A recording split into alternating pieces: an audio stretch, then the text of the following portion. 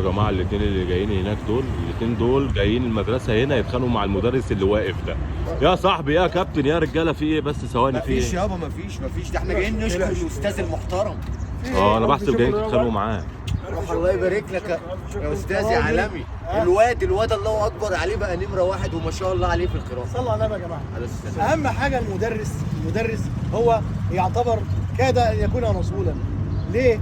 لان هو بيوصل العلم اللي اتعلمه، وعلم الانسان ما لم يعلم.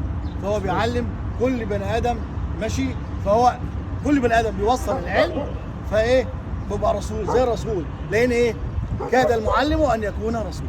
عندك حق يا استاذ، صح؟ شاكرين جدا الف شكر يا استاذنا، الف قبل شكر. المعلم وفيه التبجيل كاد المعلم ان يكون ايه؟ رسولا. الله يصلح حالك. ليه بقى؟ لانه هو بيوصل رساله العلم ديت هي النور، لان العلم نور، ونور الله لا يهدى لمين؟ لعاصي.